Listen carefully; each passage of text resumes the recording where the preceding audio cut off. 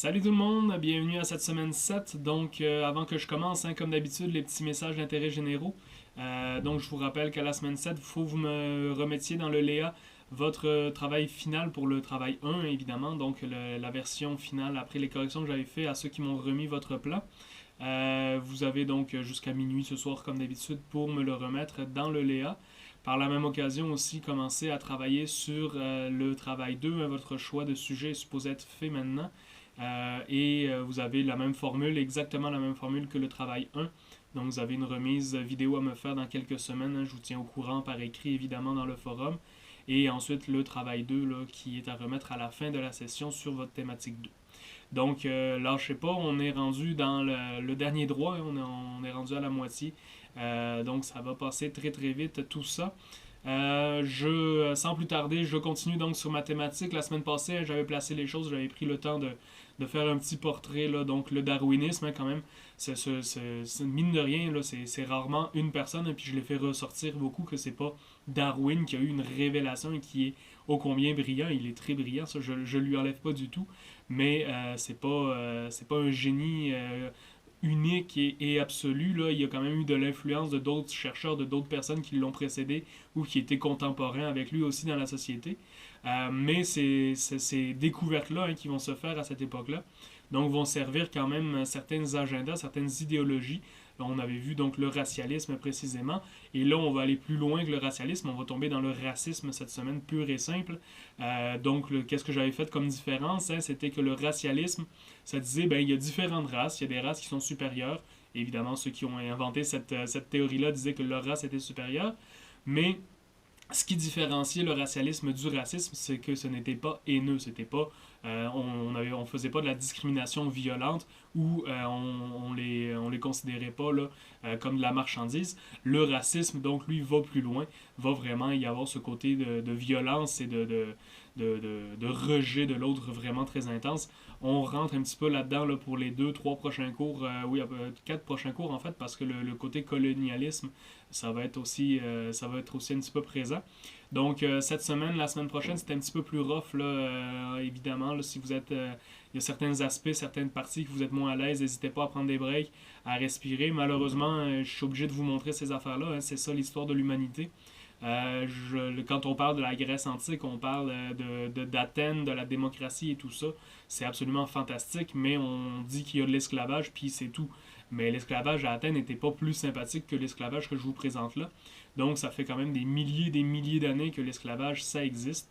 Et je pense que je l'ai mentionné là, au cours de la semaine passée, ça existe encore malheureusement. Il faut pas se boucher les yeux. Là. Ça existe encore en 2021 dans certaines parties dans le monde à différentes envergures. Donc, c'est un petit peu, c'est des sujets qui sont plus sensibles, là, dépendamment de notre histoire et de notre émotivité à chacun. Mais j'essaye donc de vous présenter les faits, là, de ne pas trop tomber dans les exemples sanglants et tout ça, par respect là, pour l'histoire et l'opinion de chacun. Donc, sans plus tarder, ça c'était la petite mise en situation, la petite note de sécurité avant. Euh, je rentre dans le sujet, je vais aussi avoir quelques petits retours sur votre cours d'initiation à l'histoire de la civilisation occidentale. Je vais revenir sur cette guerre d'indépendance-là aux États-Unis, mais ça va être plus dans une optique, là, donc sur le rapport racial à l'intérieur de tout ça. Donc je rentre dans le prédit comme à mon habitude. Je commence avec donc ma première bulle, l'esclavagisme. Vous le savez dans l'histoire officielle des États-Unis, donc ce que les gens racontent aujourd'hui. Euh, c'est l'histoire que eux se racontent et la plupart des Américains sont convaincus que c'est la réalité. Donc 1620, les pères pèlerins, ils appellent ça les pères pèlerins, qui ont mis le cap sur les États-Unis à partir de l'Angleterre, étaient en fait des gens qui étaient persécutés au niveau religion, parce que vous le savez, vous l'avez vu par le passé, en Angleterre, on a le protestantisme, donc Martin Luther au Saint-Empire germanique qui fait la religion protestante. On a aussi la religion anglicane avec le roi Henri VIII d'Angleterre qui va créer sa propre religion. Et on a aussi le catholicisme, l'Église catholique régulière, d'origine entre parenthèses. Et donc, en Angleterre, on a vraiment un gros problème à ce niveau-là parce qu'on a des rois catholiques, ensuite on a des rois protestants, ensuite on a une reine catholique, un roi protestant, et donc en fonction de qui est au pouvoir, la population est totalement à la merci, c'est-à-dire que quand c'est un roi catholique, ben, les protestants sont persécutés, et vice-versa si on change l'allégeance religieuse du roi ou de la reine, vu qu'en Angleterre, ça peut être les deux. Mais ça fait en sorte, en fait, donc, qu'à cette époque-là, en 1620, il va y avoir donc des protestants qui vont embarquer sur un bateau, le Mayflower, le fameux bateau Mayflower, la fleur de mai, pour ceux qui sont moins à l'aise en anglais, et qui vont prendre les voiles au sens littéral hein, vers les États-Unis et qui vont aller donc coloniser, hein, faire la première colonie permanente des États-Unis, donc dans un idéal de liberté, hein, de ne plus être oppressé au niveau de la religion, de liberté religieuse et de liberté dans la vie en général. Ça, c'est la belle version qu'on raconte parce que c'est beaucoup plus beau que la réalité, évidemment. Si on retourne dans les faits un petit peu plus concrètement, bien, on se rend compte en fait que ce n'est pas au Massachusetts, hein, c'est Plymouth au Massachusetts, les pères pèlerins. Là, on se rend compte en fait que depuis quelques années déjà, les Anglais faisaient du commerce avec la côte américaine et que l'année précédente, en 1619, donc on avait déjà un comptoir commercial permanent à Jamestown en Virginie. Vous l'avez là, c'est le point rouge sur la carte en bas. Et non seulement on a une installation permanente, hein, donc c'est pas vrai que c'est le Mayflower qui va faire la première installation permanente, mais en plus on sait qu'en 1619, donc un an avant le début de cette histoire officielle, on a déjà la présence d'esclaves sur le territoire américain, contrôlé par les Anglais. Là. Pour l'instant, je vais dire les Britanniques, parce que c'est encore des Britanniques, on n'a pas encore fait l'indépendance des États-Unis, là, mais je vais me promener entre les deux termes. Ça se passe tout aux États-Unis, donc c'est le même peuple hein, qui est question. Donc en 1619, on a plus ou moins 20 esclaves en Virginie. Ces esclaves-là, en fait, ne sont pas arrivés par le commerce des Anglais, parce que les Anglais ne faisaient pas le commerce des esclaves à cette époque-là. Pas encore, ils vont s'y mettre rapidement. Mais ils n'y voyaient pas d'intérêt encore à ce moment-là. Ce sont des Hollandais, donc la Hollande en Europe, là, vous irez voir des cartes, je n'ai pas pensé à vous mettre une carte de ça. C'est un pays qui existe encore aujourd'hui. Les Hollandais, en fait, c'est un gros bateau de commerçants et ils ont piraté, ils ont abordé un bateau espagnol. Et le bateau espagnol, c'était un bateau négrier. Lui, il faisait la traite des esclaves depuis l'Afrique. Et les Hollandais vont attaquer le bateau, vont éliminer l'équipage et vont voler la marchandise. Le problème, entre parenthèses, c'est que c'est quoi la marchandise sur un bateau négrier? Ce sont des humains, ce sont les Noirs d'Afrique donc qui sont amenés comme esclaves pour être vendus. Les Espagnols, eux autres, les revendaient en Europe, en Espagne, ou aller vers l'Amérique du Sud, hein, vers les colonies d'Amérique du Sud. C'est comme le Brésil et ainsi de suite. Là. On parlera des traités de Tordesillas et compagnie plus tard. Pour l'instant, je me concentre sur mes Anglais, là, sur l'Amérique du Nord. Donc, les Hollandais vont prendre les esclaves qui sont à bord du bateau espagnol et vont venir jusqu'en Virginie faire du commerce avec les Anglais d'Amérique et ils vont leur vendre les esclaves. Le problème pour les Anglais, c'est qu'ils voulaient avoir des esclaves. Ça, le problème, il n'est pas là. Le problème, c'est que les Espagnols, en fait, avant d'embarquer sur le bateau, ils font quelque chose qui est un problème pour les Britanniques. C'est-à-dire que les Espagnols vont toujours prendre le temps de baptiser les esclaves noirs qu'ils emmènent sur un bateau. Pourquoi? Ben parce que les Espagnols, ils le savent, hein, la traversée de l'Atlantique à l'époque sur des caravelles, sur des bateaux en bois, des bateaux à voile, c'est très très très dangereux. Ça arrive souvent qu'il y ait des tempêtes, les bateaux chavirent, il y a des accidents, les bateaux coulent et tout le monde meurt. Et les Espagnols disent, oui, on fait le commerce d'esclaves, mais au moins, entre parenthèses, on va leur donner une chance de sauver leur âme, c'est-à-dire que si on meurt pendant le voyage, bien, au moins ils vont être baptisés, puis leur âme va pouvoir aller au paradis. Quelle grandeur d'âme. Et ça permet de justifier le fait qu'on fait le commerce d'humains. C'est un autre débat qu'on aurait pu avoir en classe, ça. Mais le problème, c'est que dans la législation, hein, dans la loi anglaise, il est interdit de rendre esclaves des gens qui ont été baptisés. C'est aussi bête que ça. Donc, ce qui va arriver, en fait, c'est que les anciens esclaves vont devenir des travailleurs à contrat dans la colonie de Virginie. Et ils vont vraiment donc devenir des sous-traitants, ben, en fait, des travailleurs. Mais il faut faire attention. C'est pas des travailleurs à salaire, hein, c'est pas des salariés. C'est des gens qui travaillent contre rien, contre de la bouffe et contre des maisons. Les maisons, c'est les maisons que je vous ai mis là. C'est des espèces de petites casernes où ils vivaient. Euh, et ils travaillaient là donc pendant 7 ans. Ils n'avaient pas de salaire, ils n'avaient pas rien. Mais donc en échange, parce que quand même, c'est un contrat, hein, le contrat prend fin. Après 7 ans, donc si tu as rempli ton contrat, si tu as travaillé pendant 7 ans, bien à la fin de ce contrat-là, pour compenser le fait que tu n'as pas eu de salaire pendant le contrat, le propriétaire terrien, hein, parce que c'est des gens qui avaient des territoires, qui engageaient ces gens-là, des esclaves et par la suite, et des travailleurs à contrat pour l'instant, eh bien, en échange, les Blancs leur donnaient une partie du territoire. Donc, les Noirs, là encore une fois, hein, je vais me promener entre les Noirs, les Afro-Américains, pas du tout dans une optique raciste de ma part à moi, c'est que c'est la même population, c'est juste que c'est pas, je pourrais dire les Africains aussi, tout ça revient pour nommer le même groupe de personnes, là. C'est juste que j'y vais en fonction du contexte, en fonction des termes que eux utilisaient à l'époque. Donc, les Noirs, une fois qu'ils sont libérés, ils sont pas encore des Afro-Américains à ce moment-là. Hein, ils sont même pas, ils sont pas considérés comme des gens à part entière. Mais au tout début, en fait, oui, ils le sont. Ça va se gâcher très rapidement. Mais à la fin du contrat, donc, ils ont accès à un territoire et ils gagnent leur liberté. Ils sont considérés à peu près égaux, donc, des autres, des Blancs.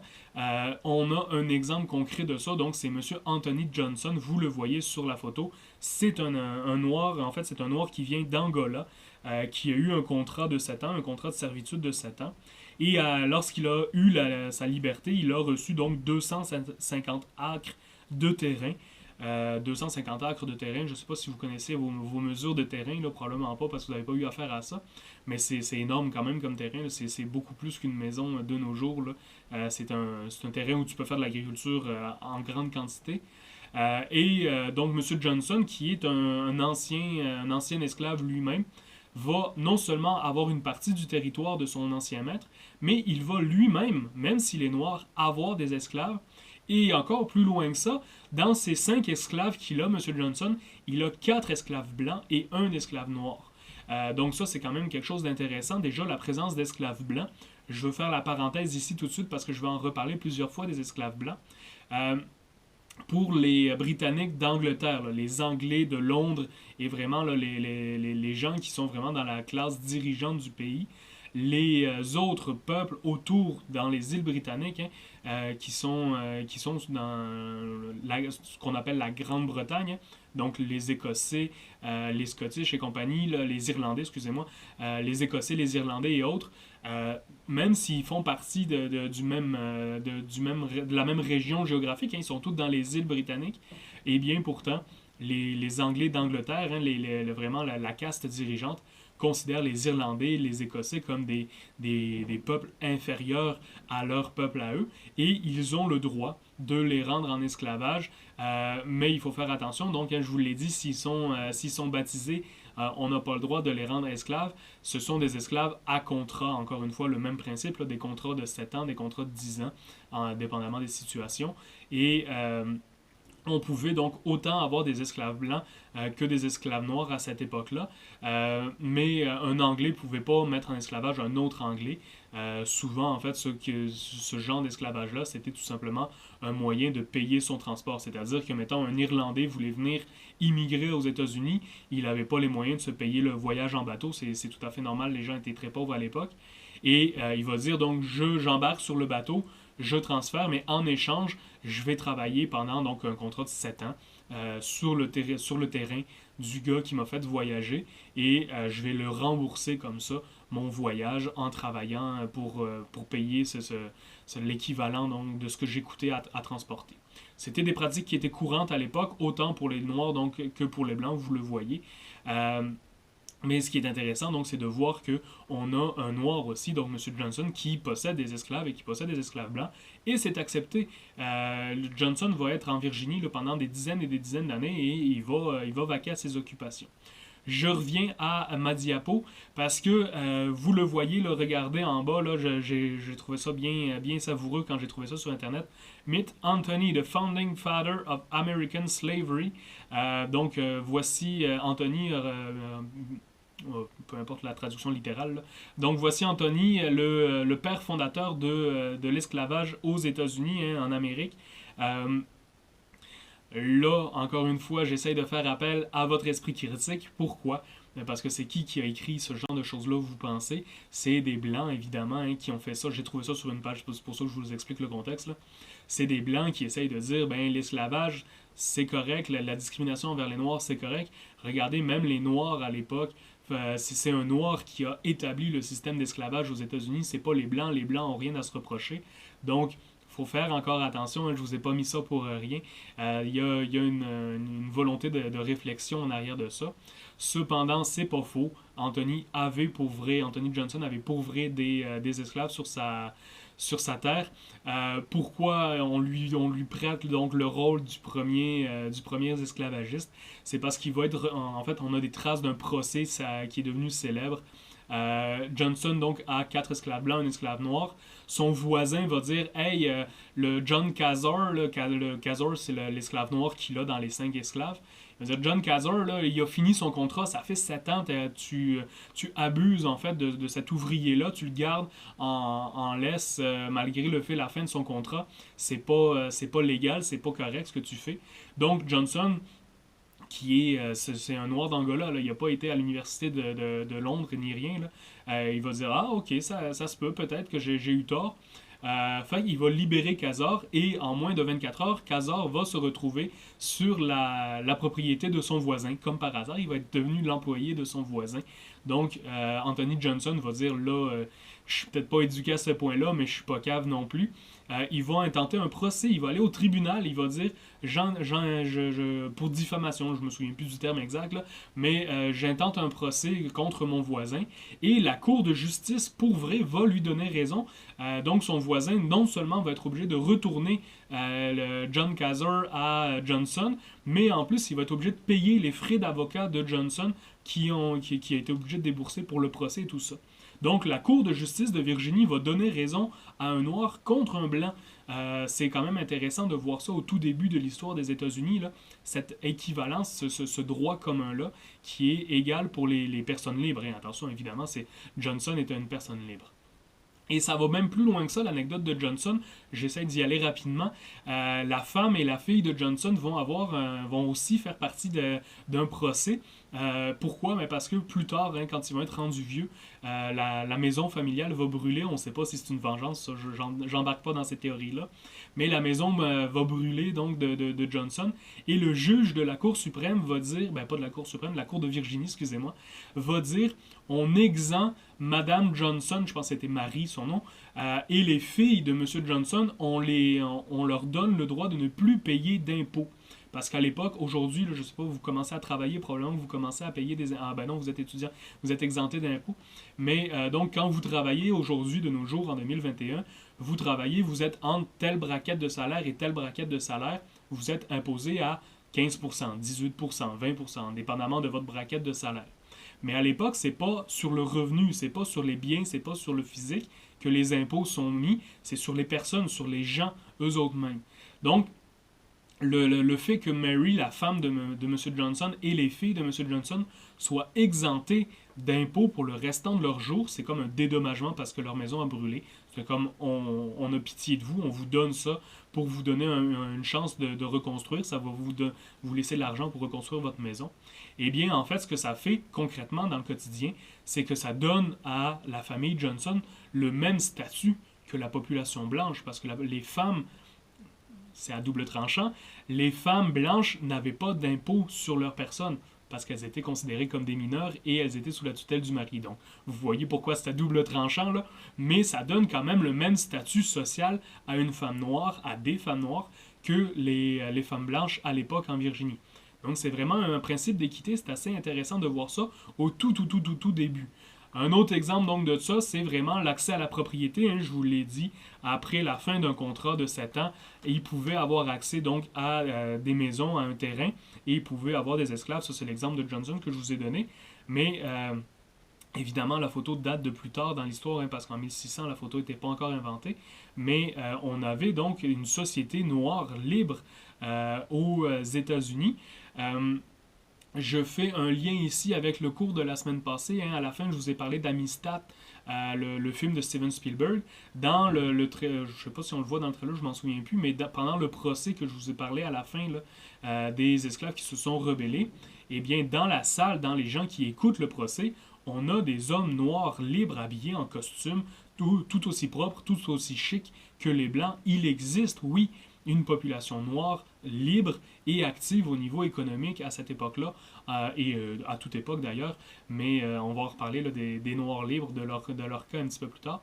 Mais donc c'est vraiment, on a cette espèce de dichotomie entre une population noire égale aux blancs, assez égale aux blanches au début, et aussi une autre population noire, elle, qui est mise en esclavage très rapidement. D'ailleurs, John Kaiser, l'esclave qui est allé chez le voisin Johnson et qui est revenu, va être condamné comme esclave à vie. Il est le premier à être condamné comme esclave à vie dans l'histoire des États-Unis. C'est pour ça que les Blancs accusent Johnson d'être le premier esclavagiste, mais c'est pas lui qui a rendu ce verdict-là, c'est des Blancs, des juges blancs qui ont rendu ce verdict-là. C'est un épisode un petit peu moins connu, évidemment, de l'histoire des États-Unis. Il s'en vante pas. Celui qui est plus connu, là, vraiment celui qui a fait les manchettes, c'est donc, je reviens à la diapo, c'est John Punch. John Punch, c'est un esclave donc qui, en 1640, vous le voyez, seulement à 20 ans après l'histoire de Johnson que je vous ai raconté, seulement 20 ans après, John Punch, qu'est-ce qui se passe? C'est quoi son histoire à lui? Il est esclave à contrat, donc 7 ans de contrat comme les autres. Il va décider de s'enfuir avec deux autres esclaves, deux esclaves blancs, deux Irlandais en l'occurrence. Ils vont dire les conditions de notre contrat, on pensait venir travailler pour payer le voyage. Là, c'est des conditions absolument atroces. On s'en va, on décampe d'ici. Ils vont se faire pogner, évidemment. Mais là où ça devient intéressant, malheureusement pour lui, mais pour l'histoire qui nous intéresse, là où ça devient intéressant, l'histoire de John Punch, c'est qu'ils vont ramener les 3 fugitifs devant le tribunal. Les 2 fugitifs blancs vont être condamnés à retourner travailler avec un rallongement du contrat. Donc au lieu d'être 7 ans, ça va devenir 11 ans. Donc ils vont rajouter 4 ans à leur contrat. Et John Punch, sur le simple fait d'être noir, va être condamné de retourner esclave, mais à vie. Et ça, c'est vraiment le point de départ du début de vraiment cette discrimination basée sur la couleur de peau spécifiquement aux États-Unis. C'est vraiment le premier procès qui va créer un précédent parce que on a vraiment une distinction entre le verdict pour les blancs versus le verdict pour la personne avec la couleur noire. Et c'est vraiment, il n'y a aucune autre raison parce qu'ils étaient sur le même terrain, le même propriétaire, ils se sont enfuis ensemble. Il n'y a rien qui diffère entre les 2 blancs et le noir à part leur couleur de peau. Donc John Punch, c'est quand même un élément important là, dans le début de ce racisme qui se systémise, qui rentre dans le système judiciaire aux États-Unis. Mais il faut faire attention, donc je vous l'ai dit, il me reste ça à vous dire avant, donc avant de revenir à mes blancs. En 1662, donc, les lois anglaises vont vraiment institutionnaliser ce racisme-là. Je vous l'ai dit, ça a commencé donc avec John Punch, mais ça va vraiment donc devenir dans la loi ce racisme-là. Pourquoi? Parce que les enfants donc vont naître avec le statut de la mère. Ça nous vient en fait du principe romain. Là, je vous demande pas d'apprendre le romain, puis pardonnez mon latin, je ne suis pas latinophobe, je sais même pas comment on dit, je parle pas le latin, bref. Donc vous excuserez ma prononciation, je cite. Donc, partus sequitur vendrem. J'espère que je l'ai dit comme il faut, s'il y en a certains d'entre vous qui parlaient le latin. Donc, ce que ça veut dire en français, ce qui est accouché dépend de l'utérus. C'est pas très beau comme formulation française, mais c'est une traduction littérale. Ce que ça veut dire, en fait, c'est que l'enfant naît avec le statut de la mère. Si la mère est esclave, l'enfant est esclave automatiquement. Il n'y a pas possibilité de se libérer, comme les contrats, justement, qui avaient une date de fin, une date de limite.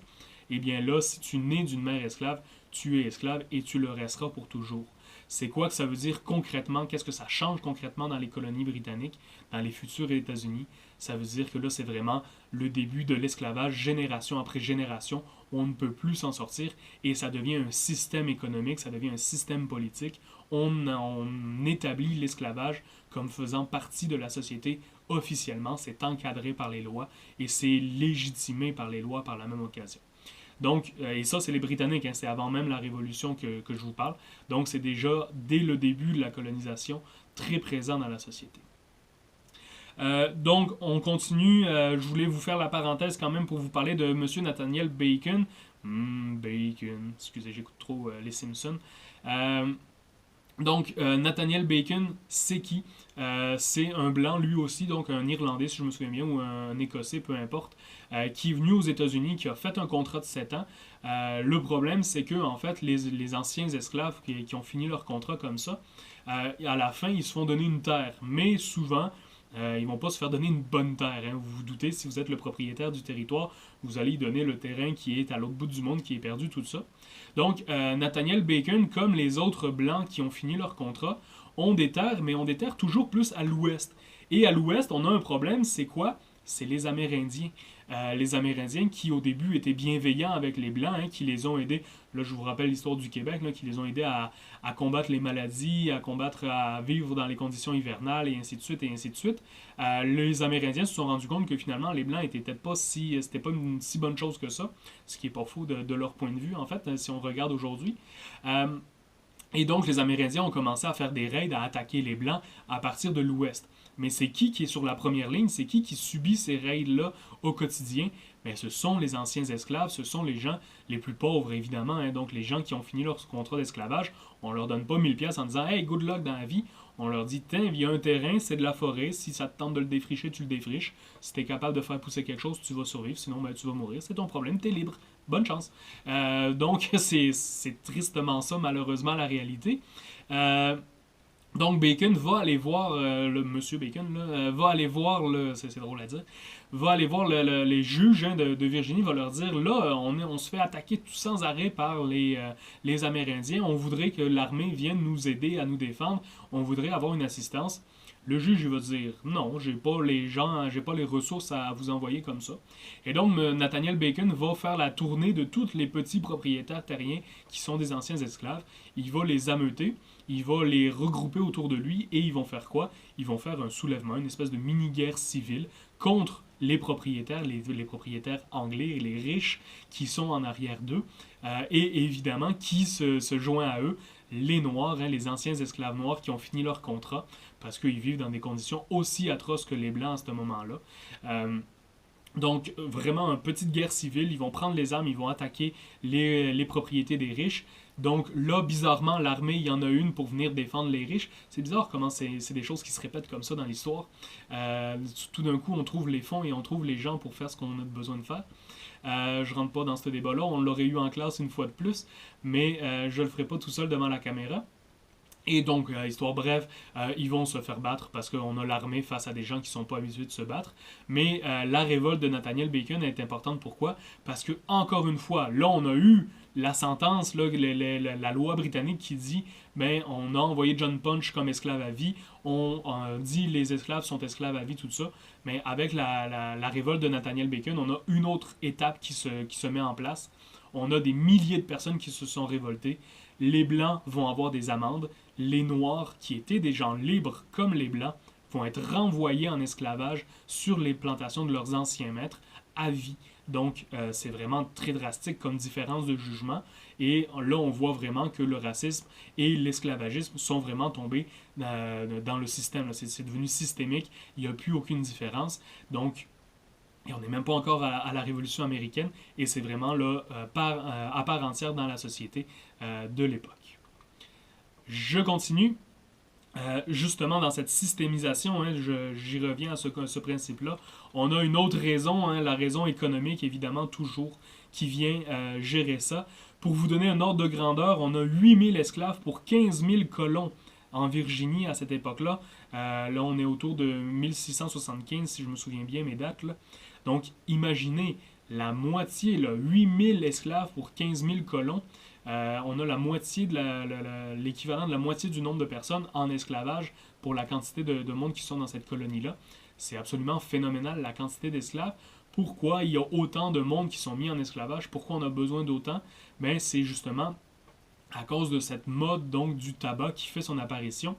Je vous le rappelle si vous vous en souvenez pas, il y a avec la découverte des Amériques, hein, même si c'était pas ça qu'ils étaient venus chercher, les Européens vont découvrir des nouvelles ressources qu'ils ne connaissaient pas. Entre autres, des choses qu'on aime aujourd'hui, le cacao. Le cacao, ça permet de faire du chocolat, donc chocolat chaud, tablette de chocolat, les Pâques qui s'en vient et compagnie.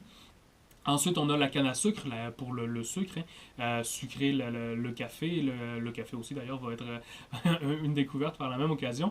Donc, sucrer, il y avait d'autres moyens de sucrer, évidemment, mais pas aussi efficaces que la canne à sucre. Sucrer la bouffe en général.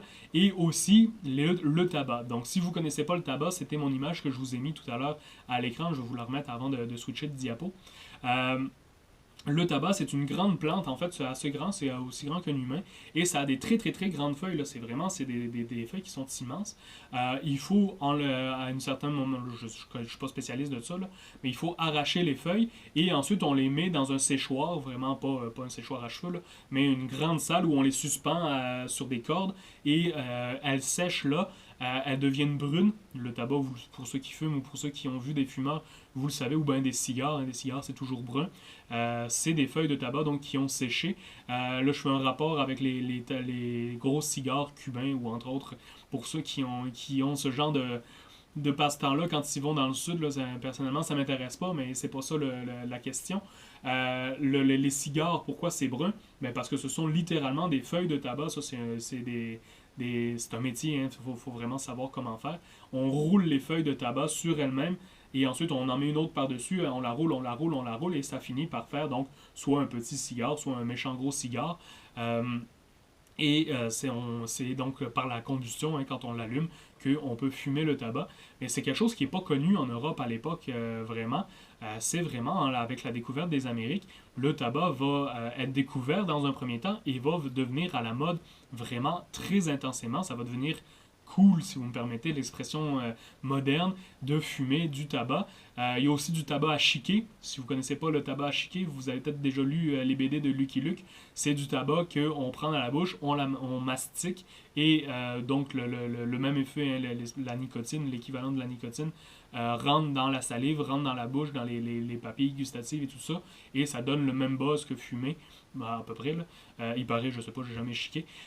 Et une fois qu'on a chiqué tout ça, ben, on la recrache après à terre, c'est vraiment dégueulasse.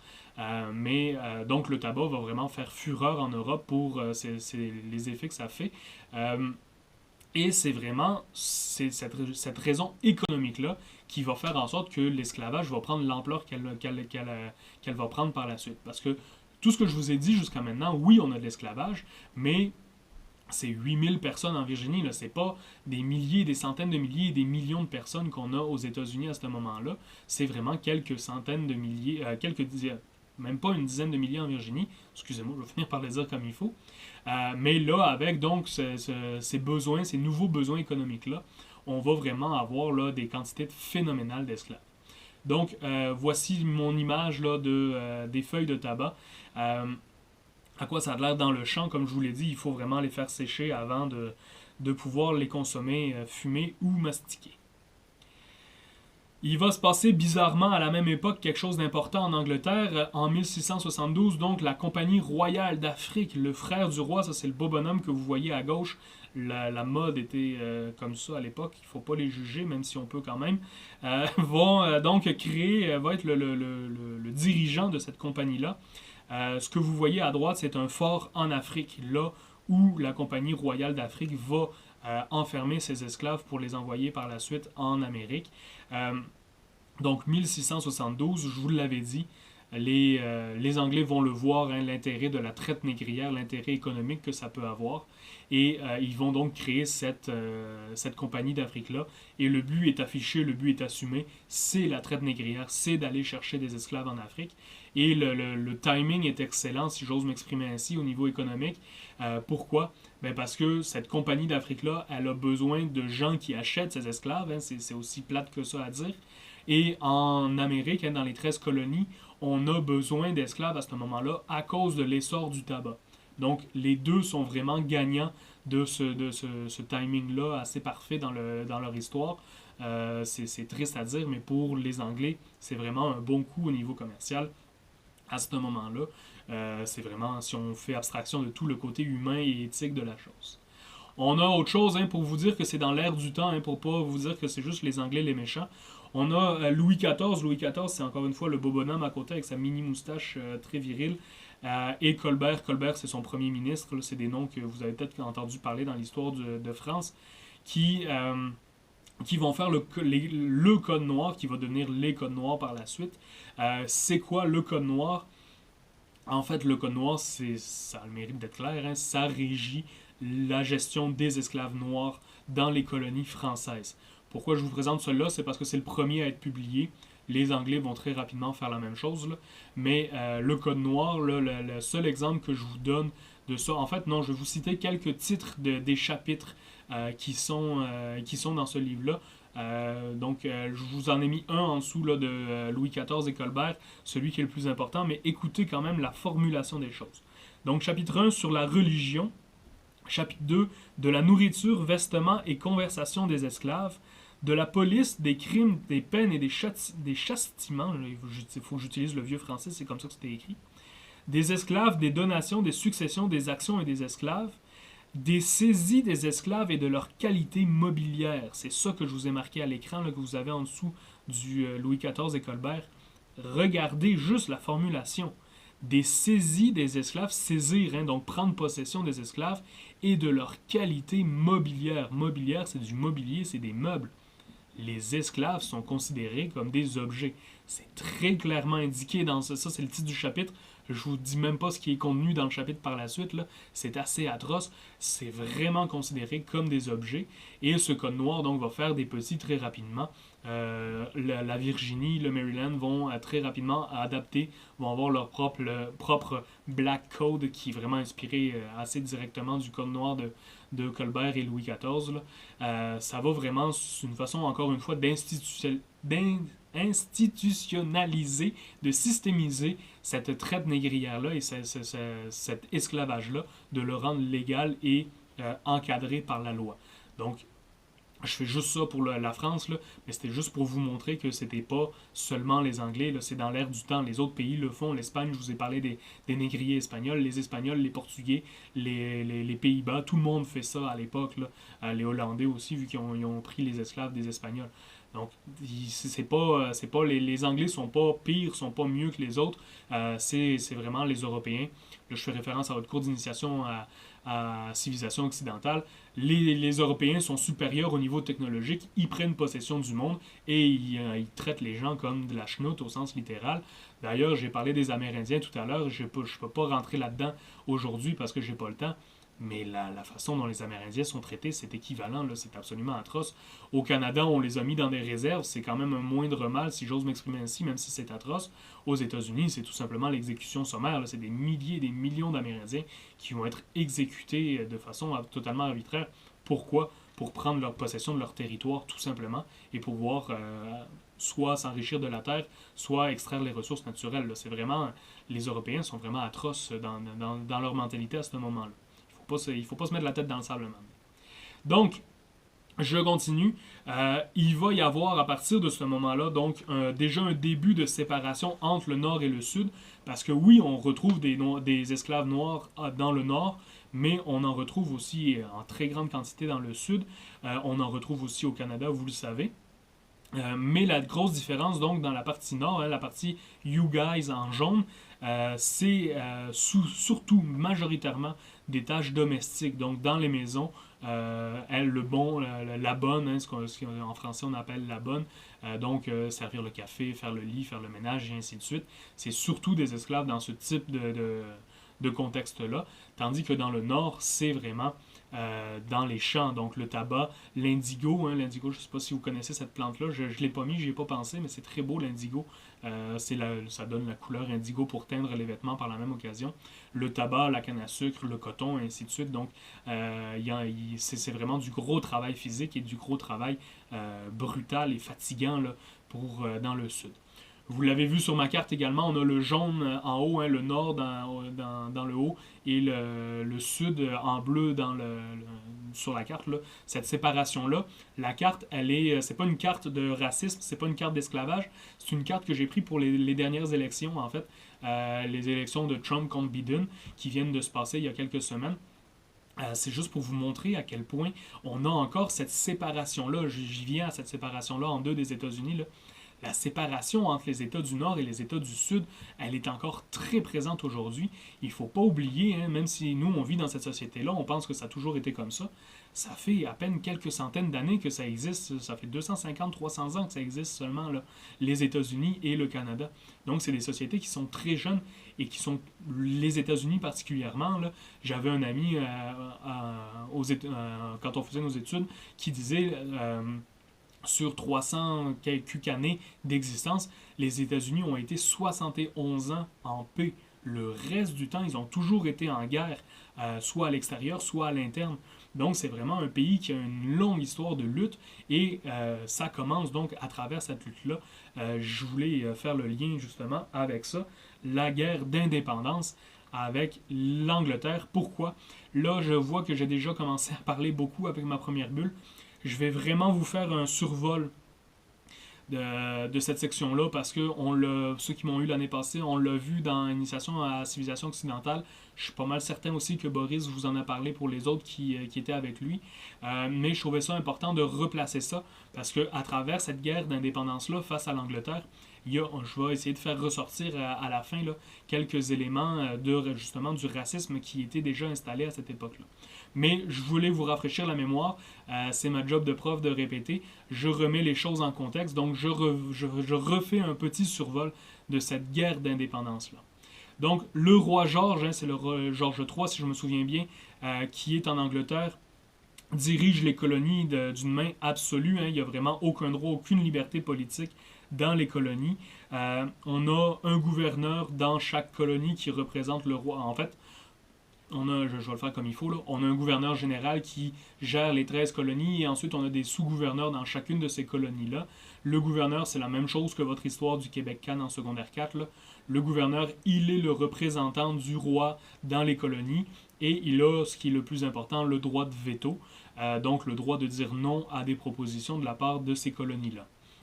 Les colonies, elles, au niveau politique, elles ont droit de voter. La population vote.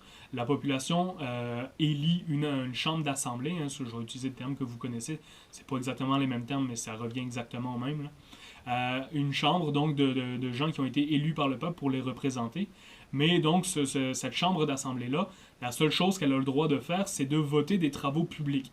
Donc, on va dire, mettons, on est dans l'État de New York, ben là, on a besoin de tracer, de construire une route entre New York et la frontière canadienne pour pouvoir faire des échanges.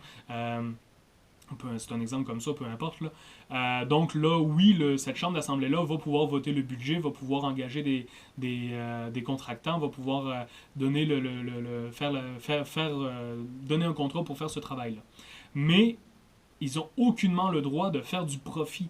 Le gouvernement de chaque État, de chaque colonie, hein, de chaque province, n'a pas le droit de faire des actions dans le but de faire du profit et de s'enrichir. Je vous le rappelle, à ce moment-là, on est dans le mercantilisme et le but des colonies, c'est seulement d'enrichir la métropole. Et ça va être envenimé encore plus par donc, ce droit de veto des gouverneurs. Et l'autre chose qui gosse pas mal dans la politique à l'époque, c'est que les colonies n'ont pas le droit de faire d'échanges entre elles. C'est-à-dire qu'on a la Caroline du Sud, on a la Caroline du Nord juste au-dessus, mais ensemble, ils n'ont pas le droit d'échanger de biens et de faire du commerce, de faire de la vente. Il faut qu'ils fassent avec des bateaux, faire affaire avec l'Angleterre. C'est un peu ridicule dans notre vision actuelle des choses, parce que pourquoi, au lieu de voyager 15 minutes, moi aller à l'autre bout de l'Atlantique, ben, à l'époque, le mercantilisme les obligeait à faire ça. Et c'est vraiment tout ça qui fait en sorte que ça va poser problème, hein, parce que tout l'argent, toutes les ressources qui partent vers l'Angleterre, les colons, eux autres, n'ont aucun pouvoir politique pour contrer ça, pour compenser ça. Donc, ils sont tout simplement, là, on va le dire avec des termes modernes, là, ils sont tout simplement une vache à lait pour l'Angleterre, c'est-à-dire qu'ils fournissent des richesses à n'en plus finir, mais eux n'ont aucun avantage à ça. Ça va les amener donc à se fâcher dans un premier temps au niveau politique, Mais ce qui va faire déborder le vase, c'est la guerre de 7 ans. La guerre de 7 ans, donc vous la connaissez. Encore une fois, je fais appel à votre connaissance antérieure de secondaire 4, Histoire du Québec-Can. Les plaines d'Abraham, hein, on ne peut pas passer à côté dans l'histoire du Québec. Ça fait partie, c'est dans le cadre de la guerre de 7 ans. Donc, la France et l'Angleterre se font la guerre à peu près partout dans le monde à travers leurs colonies, à travers leurs armées. En Amérique du Nord, donc, c'est les plaines d'Abraham qui vont faire en sorte que les Anglais remportent la victoire. Mais il faut faire attention, les plaines d'Abraham, c'est la fin au Québec, en Amérique du Nord pour nous, mais c'est pas la fin de la guerre de 7 ans. La guerre de 7 ans continue ailleurs dans le monde. À la fin de la guerre de 7 ans, donc l'Angleterre, les coffres sont absolument vides, parce qu'imaginez faire la guerre partout sur la planète, c'est excessivement coûteux. Ce qu'ils vont faire dans cette situation-là, l'Angleterre, ils vont se dire, ben j'ai des colonies, les colonies m'ont toujours servi à m'enrichir, qu'est-ce que je vais faire? Ils vont faire la même chose que d'habitude. Et ils vont donc faire des actes, ils appellent ça des actes en anglais, c'est tout simplement des nouvelles taxes.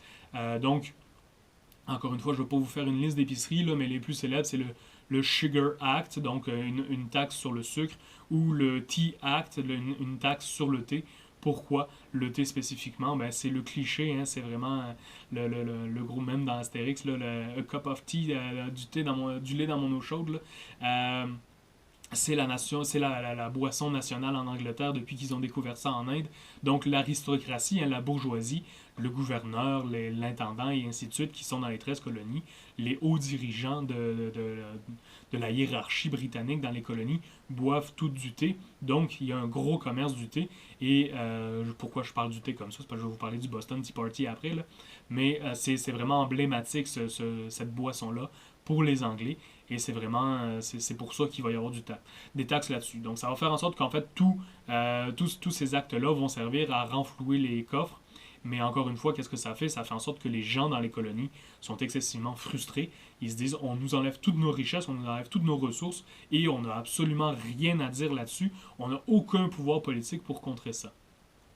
Ça va même aller plus loin parce que dans un de ces actes-là, acte ACT là, en anglais, là, donc l'Angleterre va établir à Boston le premier bureau de douane. Donc c'est une invention, hein, les douanes, hein, ça n'existait pas avant ça. Ils vont inventer le premier bureau de douane. Qu'est-ce qu'ils font le bureau de douane? Ils ont des bateaux dans le port de Boston et ils vont aller donc longer la côte pour chasser les contrebandiers. Ils ont le droit de faire des perquisitions de façon totalement arbitraire s'ils pensent que les marchandises sont passées de façon illégale ou s'il y a du commerce au noir entre les États. Ils ont le droit de faire des arrestations. Donc c'est vraiment une grosse main, c'est de la violence. Là. C'est pas fait de façon politically correct. L'Angleterre vraiment fait acte de force face à ses colonies de cette façon-là. Ça va faire en sorte donc que la population va vraiment atteindre un mécontentement généralisé. Il va y avoir 2 étapes dans cette rébellion-là. En fait, la première, elle est emblématique. Hein. Elle est vraiment donc de façon comment m'exprimer emblématique. Je cherche mes mots en même temps.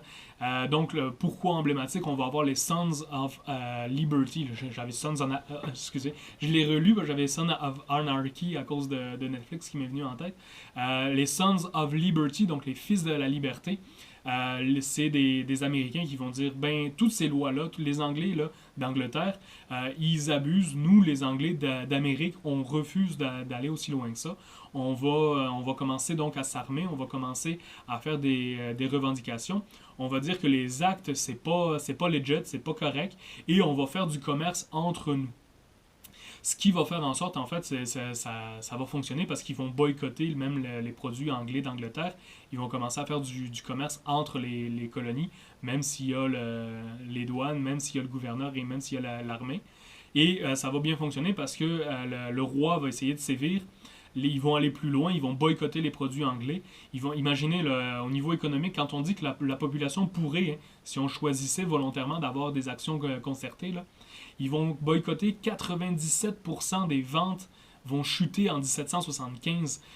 Donc tous les produits britanniques, imaginez là, 97% de baisse dans tes ventes en tant qu'entreprise, en tant que pays. C'est drastique, là. Ça fait une très mal à ton économie.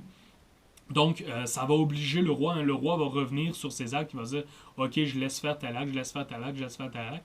Le seul acte qu'il va laisser, c'est le Tea Act. Hein, c'est pas comme ça qu'il s'appelle, mais ça inclut le thé. Donc, c'est pour ça qu'il va y avoir par la suite le Boston Tea Party. Le Boston Tea Party, c'est quoi? C'est vraiment donc des Américains qui vont dire, on est encore en train de se faire enlever nos ressources, on est encore en train de se faire taxer par l'Angleterre alors qu'on n'a aucun pouvoir politique. Ils vont aller dans le port de Boston, ils vont prendre les marchandises de thé sur les bateaux britanniques et ils vont les garrocher à la mer. Mais vous l'avez vu, vous allez le revoir sur mon image, ils n'ont pas de l'air d'Américains, ils n'ont pas de l'air d'Anglais, hein, parce qu'à l'époque c'est des Anglais. Ils ont de l'air d'Amérindiens. Pourquoi? Ben parce qu'ils ne sont pas si courageux que ça finalement. Ils vont se déguiser en Amérindiens. Pourquoi? Ben parce qu'ils veulent faire porter le blâme, c'est-à-dire qu'ils veulent faire croire aux autorités que c'est les Amérindiens qui ont fait ça. C'est-à-dire que si le roi envoie l'armée, il n'enverra pas l'armée contre eux, il enverra l'armée contre les Amérindiens. C'est assez lâche, mais c'est comme ça qu'ils ont agi. Le Boston Tea Party, dans le cours de civilisation occidentale, je montre un extrait de Assassin's Creed là, qui se passe aux États-Unis pendant la guerre de sécession, justement. Pas pendant la guerre de sécession, pendant la guerre d'indépendance. Mais là, je vous le remontre pas à cause de la censure YouTube et parce que j'essaie de pas vous répéter les mêmes affaires trop. Le Boston Tea Party, aujourd'hui, est devenu vraiment un emblème, un symbole supra-important dans la nation américaine en disant on a refusé de se faire diriger par l'Angleterre, on a crié notre indépendance. Mais ils oublient toujours de dire qu'ils se sont déguisés en Amérindiens parce qu'ils voulaient pas se faire pogner, puis qu'ils voulaient pas se faire taper ses doigts. Encore une fois, il faut relativiser ce genre de discours-là, c'est important. On va avoir donc dans cette guerre-là, hein, parce que là on est vraiment rendu dans une guerre officielle avec des échanges de coups de feu et tout. On va avoir donc le 4 juillet, c'est pas pour rien que c'est la fête nationale des Américains, le 4 juillet. Le 4 juillet 1776, la déclaration d'indépendance des États-Unis. Je vais y revenir à cette déclaration d'indépendance-là, mais ce qui est important de dire, c'est que le 4 juillet 1776, la guerre, elle n'est pas finie. L'indépendance, elle n'est pas acquise.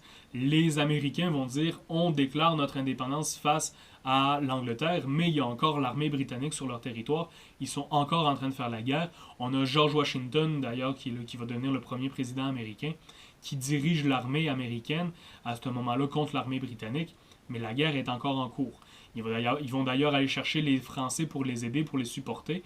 Les Français vont leur envoyer des armes, vont leur envoyer différentes ressources. Il va même y avoir des volontaires français qui vont aller se battre, entre autres Lafayette. Je vous en ai parlé de Lafayette en début de session. C'est pour ça que je fais une référence à Lafayette. Donc, le marquis de Lafayette. Il va y avoir des Français qui vont venir sur le sol américain se battre avec eux. Pourquoi? Parce que les Français veulent se venger de la guerre de 7 ans. Mais donc, cette déclaration d'indépendance-là, elle est belle, elle est symbolique, elle est importante, elle est très importante pour les Américains. Mais concrètement, dans le quotidien, ça change absolument rien, pour rester poli. Là où ça va prendre corps, là où ça va devenir réaliste pour vrai, c'est en 1783 avec le traité de Versailles. Après une guerre, encore une fois, très coûteuse. Pourquoi? Parce que les Américains, eux autres, ont leurs ressources sur leur territoire. L'Angleterre, elle a été appauvrie par la guerre de 7 ans, elle a moins de ressources. Et donc, la guerre s'éternise, les Américains sont soutenus par les Français, et les Anglais, à un moment donné, vont lâcher le morceau parce qu'ils sont plus capables de soutenir l'effort de guerre. Ça va donc se concilier dans le traité de Versailles, et en 1783, donc officiellement, le pays des États-Unis est créé, il apparaît sur la carte, et c'est comme ça là, que les États-Unis naissent pour vrai. C'est pas la déclaration d'indépendance. La déclaration d'indépendance, c'est un beau geste, c'est une belle symbolique, mais dans le quotidien, ça change absolument rien. Ça va permettre donc la création du pays. Je vous laisse le lire, vous faites pause ici pour lire le début de la déclaration d'indépendance.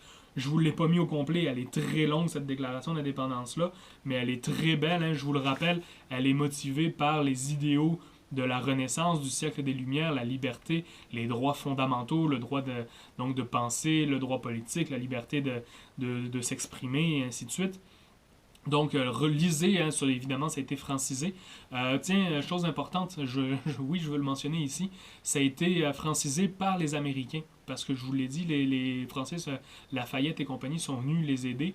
Et donc, les Américains eux-mêmes, je pense que c'est Thomas Paine ou sinon c'est Washington. En tout cas, c'est un ou Jefferson. En tout cas, peu importe. C'est vraiment un des pères fondateurs qu'on appelle aux États-Unis qui va le traduire en français et qui va faire un cadeau au marquis de Lafayette de la version française de la Déclaration des États-Unis. Donc les mots en français que je vous ai mis là, c'est pas moi, c'est pas un site internet qui l'a francisé, c'est vraiment un des pères fondateurs américains qui l'a écrit en français après l'avoir réécrit en anglais avec ses collaborateurs. Donc je vous laisse le lire, vous faites pause. Je ne veux pas commencer à vous faire de la lecture à l'écran, vous êtes capable de tout ça.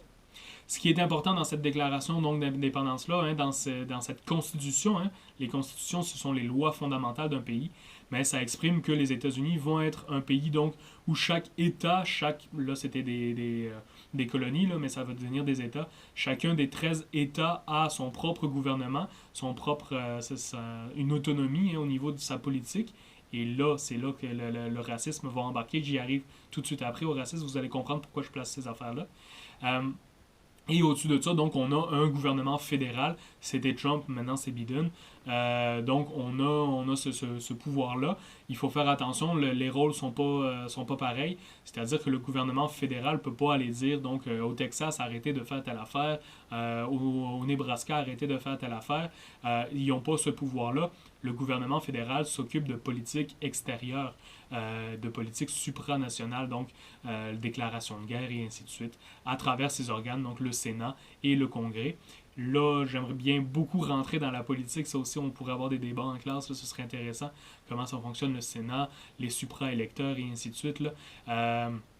J'ai pas le temps, malheureusement. Le temps file comme d'habitude. Et ce n'est pas le sujet de mon cours aujourd'hui. Mais vous, si ça vous intéresse, là, il y a beaucoup d'informations que vous pouvez trouver en ligne là-dessus. Ce qui est moins dit, et vous le voyez, là, je vous avais promis que j'y arrivais, ce qui est moins dit sur cette déclaration d'indépendance-là, c'est que non seulement les femmes et les Noirs sont totalement exclus de cette constitution et de cette déclaration d'indépendance-là, mais ça va plus loin. Donc, il va y avoir deux textes, pas dans la déclaration initiale, il faut faire attention, là, je fais quand même la nuance. Dans la déclaration initiale, elles ne sont pas là, mais ça va être deux lois, deux amendements qui vont être très rapidement ajoutés à la déclaration d'indépendance des États-Unis et à la Constitution américaine. Ça va être donc le Fugitive Slave Act. Fugitif, donc les esclaves qui se sont enfuis. Qu'est-ce que ça fait? Ben, ça réglemente le dédommagement pour les propriétaires qui ont perdu des esclaves. Qu'est-ce qui se passe si un esclave qui s'est enfui est rattrapé? Qu'est-ce qu'on a le droit de lui faire? Qu'est-ce qu'on n'a pas le droit de lui faire? Je laisse aller votre imagination au niveau de la violence, malheureusement. Et ce que je voulais vous montrer aussi, donc, c'était, regardez, là, c'est accepté dans la société. Là. Regardez, 150 $, il y a un propriétaire d'esclaves qui a perdu un de ses esclaves. Il a fait une petite annonce là, dans le journal, comme vous pourriez faire pour vous trouver un char ou un appart. Donc, 150 $, c'est très, très, très beaucoup. Excusez pour la formulation, c'est dégueulasse. Très, très, très beaucoup. C'est énorme, 150 $ pour l'époque. On parlait de scène et compagnie. Donc, je ne sais pas ce qu'il avait de spécial, ce Henry May, mais il était très recherché par son propriétaire. Donc, c'est intrinsèque, hein, au-delà là, de cette indépendance-là. C'est parce que là, j'y vais chronologiquement que je voulais vous reparler de l'indépendance des États-Unis. Mais au-delà de cette indépendance face à l'Angleterre, vous le voyez, dans la constitution du pays, on a hérité du régime britannique quand l'esclavage est devenu systémique et on le garde, on l'inclut dans la constitution. Donc, les États-Unis, dans leur fabrication de leur pays, qui prônent la liberté, l'égalité, tout ça, toutes ces belles pensées philosophiques-là du courant des Lumières, eh bien, vont quand même inclure l'esclavage dans leur constitution. C'est une dichotomie qui est assez bizarre dans cette constitution-là et qui est encore présente de nos jours, malheureusement. Je vais avec la deuxième chose qui se passe à cette époque-là aussi. C'est la révolution industrielle, hein, qui va suivre très rapidement après. On a donc un changement drastique, un changement au niveau du coton. Là, je fais appel à ce que je vous ai dit en début de session. Rappelez-vous de Manchester, en Angleterre, la révolution industrielle, l'apparition des machines et tout ça. On a vraiment une explosion de la demande au niveau du coton. où on peut avoir la laine du mouton et ainsi de suite là, pour faire des vêtements. Mais le plus simple, le plus facile à gérer, c'est le coton, parce qu'on n'a pas besoin d'attendre que le mouton repousse sa laine. Dans les États du sud des États-Unis, le coton fournit quasiment à l'année longue parce que les conditions climatiques sont excellentes. Donc, ça va faire en sorte qu'il y a une explosion, vous le voyez là, dans mes chiffres. Vous allez le voir si j'ai skippé l'image trop vite au montage. Là, je vais vous le remettre, c'est promis. On a une explosion, là, 5% à 70% de la production mondiale de coton. Là. Si ça, c'est pas un boom économique, je sais pas c'est quoi. Mais ça va faire en sorte que les gens dans le sud des États-Unis vont dire, oui, mais j'ai jamais assez de monde pour gérer tout ça. J'ai jamais assez de monde pour être capable de répondre à cette demande-là. Mais je veux y répondre parce qu'il y a du profit en masse à faire. Donc, on va vraiment, là, en dedans de 15 ans, avoir un retour, pas un retour, là, mais une progression phénoménale dans cette industrie du coton, dans cette industrie esclavagiste. Pourquoi? À cause de la révolution industrielle. Il va y avoir une deuxième conséquence qui est beaucoup moins connue et qui n'est pas du tout publicisée aux États-Unis. C'est-à-dire qu'on sait la traite négrière, on sait la faute des Anglais d'avoir emmené des esclaves depuis l'Afrique jusqu'en Amérique. Mais ce que les Américains ne disent à peu près jamais, c'est qu'il y a une deuxième vague d'immigration forcée. C'est-à-dire qu'avec le boom économique, avec le boom de l'industrie du textile, avec la révolution industrielle, il va y avoir donc au-dessus, là j'ai mis 1 million. Je fais la mise au point ici. Là. Il y a des gens qui disent 2 à 3 millions, il y a des gens qui disent que c'est 250 000 personnes. Les gens qui essayent de faire la part des choses disent en moyenne 1 à 1,5 million de personnes. Donc je vous ai mis ce chiffre-là. Les chiffres sont pas exacts parce qu'on ne le sait pas, on n'a pas de registre de ça, mais 1 à 1,5 million, dites-vous ça, ça fait quand même un méchant paquet de monde qui a subi cette deuxième vague-là. Donc, où est-ce qu'ils en sont allés, cette deuxième vague-là? Ils sont partis, donc vous le voyez sur ma carte du bas, là, je vais m'amuser à monter et descendre entre les deux cartes. Donc, je vais finir par le dire, excusez-moi, les 13 colonies d'origine, on a la Virginie de l'Ouest, la Virginie, la Caroline du Nord, la Caroline du Sud, puis la Géorgie. La Floride va être récupérée à l'Espagne plus tard. On a donc dans tous ces États-là que je vous ai nommés, c'est là qu'on retrouve la première vague de l'immigration de la traite atlantique. C'est là qu'on retrouve les premiers esclaves. Tout à l'heure, je vous parlais de la Virginie, ça vous permet de la placer sur la carte par la même occasion. Là, avec l'expansion industrielle, on va vouloir étendre le commerce du coton, étendre les plantations à un beaucoup plus grand territoire. Donc, on va les envoyer vers le Kentucky et le Tennessee. Ça, c'est ma carte du haut, là, les deux États.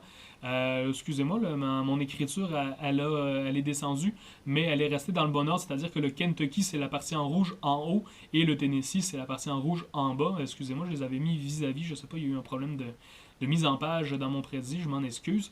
Mais très rapidement, donc, les Européens, ben là, je vais les appeler les Américains parce qu'ils sont rendus des Américains, vont se rendre compte qu'ils ont besoin de beaucoup plus de territoire. Il y a aussi tout le mythe là, de la frontière vers l'ouest dans lequel je ne peux pas rentrer. Je vous ferai un cours des États-Unis un jour peut-être. Ils vont prendre donc de l'expansion vers l'ouest et ils vont s'en aller. Là, je retourne à ma carte du bas. Donc l'Alabama, le Tennessee, la Louisiane, le Texas, là, c'est vraiment tous les États du sud, les États qu'on appelle les rednecks profonds. Là, vous m'excuserez, c'est pas mes termes à moi, c'est des termes qui ont été utilisés à l'époque. Et c'est vraiment dans tous ces États-là qu'on va retrouver des États esclavagistes. Pourquoi? Ben, tout simplement pour répondre à cette demande commerciale de la part de l'Angleterre et de la part de la Révolution industrielle. Je fais ici aussi une mini parenthèse pour vous expliquer ça.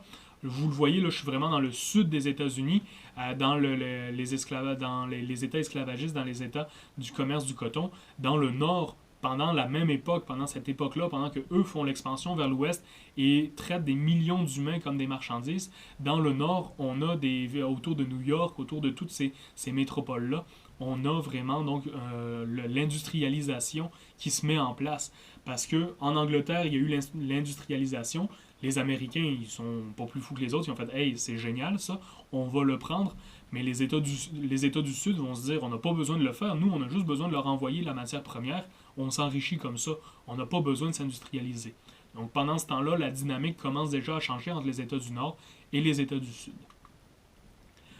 On a dans ce mouvement-là, dans cette deuxième vague d'immigration forcée-là, c'est vraiment une deuxième traite négrière, mais à l'intérieur du territoire américain. C'est pas les propriétaires d'esclaves. Le gars qui est je prends un exemple comme ça, mais le gars qui est en Caroline du Nord, il va pas abandonner sa plantation pour aller s'installer au Texas. Ça ne tente pas, il est excessivement riche en Caroline. Ce qu'il va faire, c'est qu'il va vendre des esclaves, parce que lui, il continue à en recevoir d'Afrique, vu qu'il est sur la côte atlantique, et il va donc vendre des esclaves.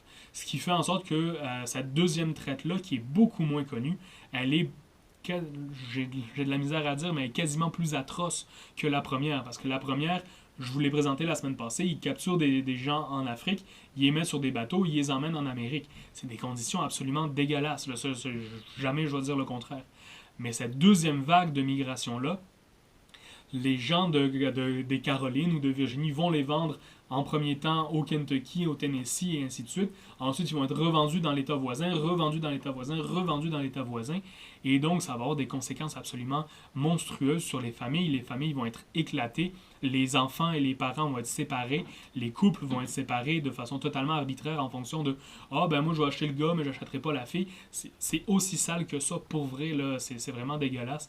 Je vais vous montrer, je vous montrerai pas, mais je vais vous mettre une affiche de film un petit peu plus tard pour vous montrer un exemple de ça si vous voulez voir dans de vos yeux là, comment ça pouvait fonctionner. C'est 12 Years a Slave, là, 12 ans un esclave, et à un moment donné, le personnage principal du film se retrouve dans une maison, c'est vraiment une maison, puis là, tu as des couples de noirs, tu as des hommes qui sont torse nu parce qu'il faut montrer leurs muscles et leur force de travail pour les vendre, tu as des femmes, tu as des enfants, et là, tu as un gars qui rentre puis qui commence à magasiner, qui ouvre la bouche pour checker si les dents sont correctes. Il dit « Ah, je prends lui. » Ah, je prends la mère, mais je prends pas les enfants. Puis c'est vraiment ça, là. Ils magasinent leurs esclaves de même. Donc, imaginez le contexte, imaginez les émotions, la déchirure, et aussi le fait que le voyage se fait dans des conditions atroces. J'y reviens donc à ma diapositive. Le nombre de femmes est égal. Pourquoi? Mais parce qu'on veut qu'il y ait des enfants et on veut que la main-d'œuvre se renouvelle. Je m'excuse, c'est aussi dégueulasse que ça, là. Mais on veut donc des enfants pour avoir de nouveaux esclaves parce que l'enfant a le statut de la mère. Et ce commerce d'esclaves-là devient vraiment le deuxième commerce après les plantations elles-mêmes. On va voir apparaître pendant cette période-là aussi tout le jargon entourant les Noirs. Je le dis très rapidement, là, encore une fois, c'est rendu tabou dans notre société, mais c'est des termes qu'ils utilisaient à l'époque. Donc le mot nègre en français, nous vient directement de cette traite d'esclaves-là, de la première et de la deuxième vague de traite d'esclaves. Donc tout ce jargon qui est devenu excessivement tabou aujourd'hui parce qu'il est apparu dans des conditions effroyables, ça nous vient de là directement. J'aurais eu avec vous le débat en classe, est-ce qu'il faut dédramatiser ce terme-là. J'ai fait l'expérience une fois dans une classe, là, j'avais des élèves qui étaient noirs, des Afro-Québécois, j'imagine qu'on faudrait le dire aujourd'hui avec les paroles politically correct, là. Ils s'amusaient à faire du rap pendant les pauses. Puis moi j'écoute toutes sortes de musique incluant le rap. Et on s'est mis à faire des beats ensemble. Puis eux autres ils rappaient. Moi je rappe pas dans la vie. Mais ils se sont mis à rapper tout ça.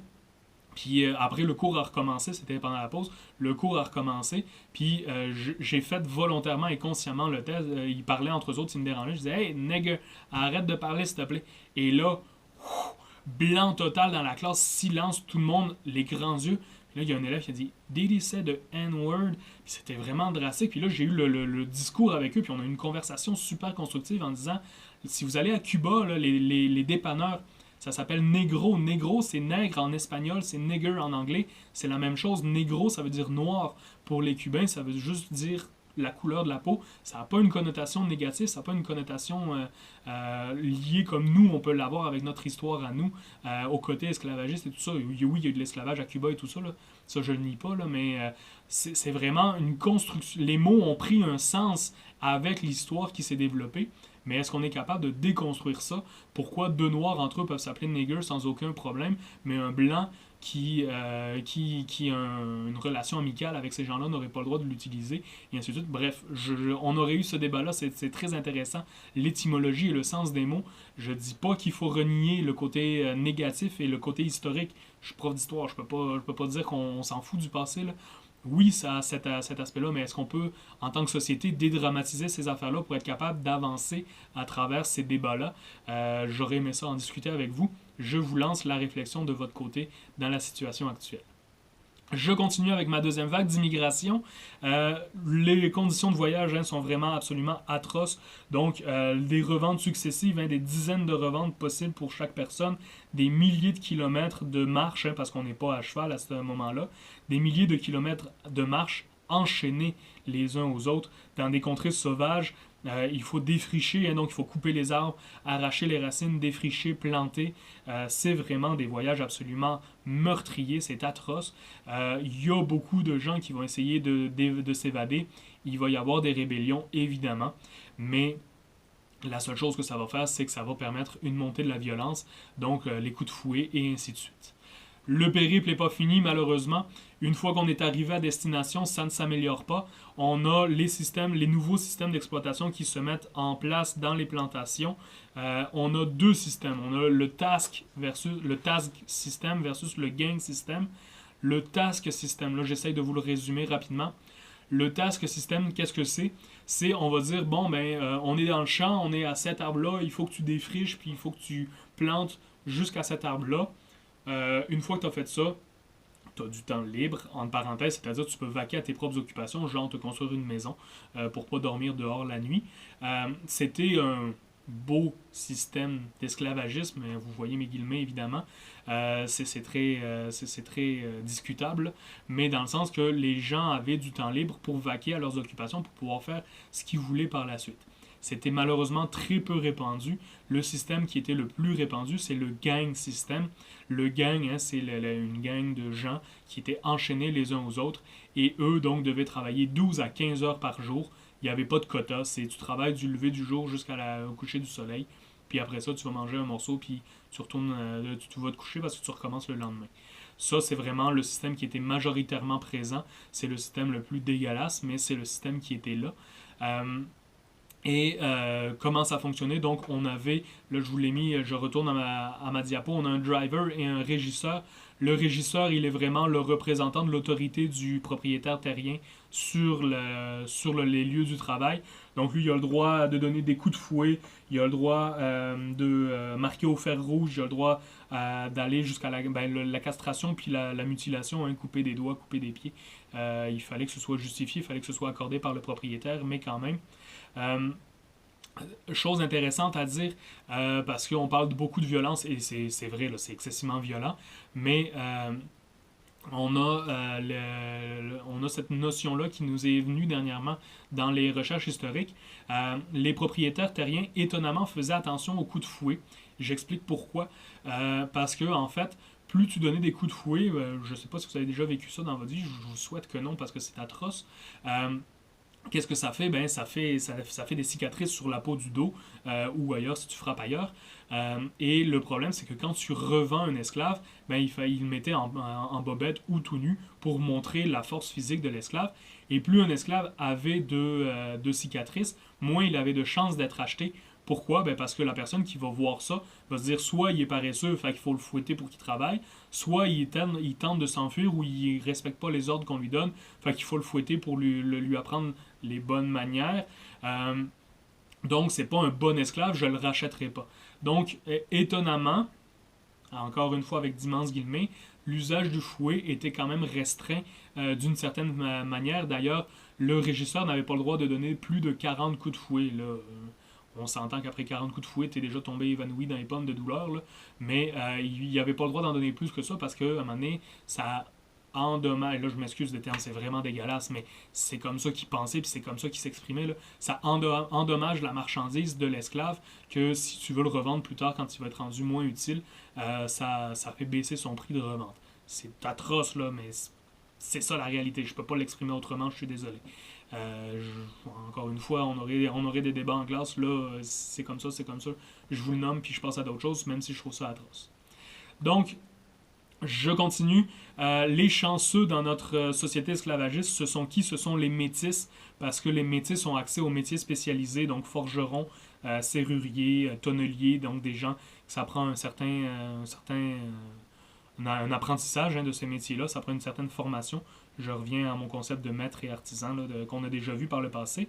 Et aussi les domestiques, c'est ceux que je vous présente en dessous. Faites attention, mon image, je me trouvais bien drôle parce que là, vous avez peut-être pensé, si vous n'avez pas vu le film, vous avez peut-être pensé que c'est des esclaves pour vrai. C'est Django Unchained là, j'ai perdu son nom évidemment parce qu'il fallait que je vous le dise, là. Mais c'est un film qui a été fait avec le vieil esclave là, qui pointe du doigt. C'est Samuel L. Jackson, là, donc c'est Nick Fury, là, c'est pas un vrai esclave. Tarantino, maudit que ça me tracassait par en arrière. Donc, Quentin Tarantino qui a fait Django Unchained, c'est l'histoire d'un ancien esclave, je pense, qui est ancien esclave, qui se sauve, qui retourne se venger là, d'un autre propriétaire d'esclaves qui maltraite vraiment beaucoup.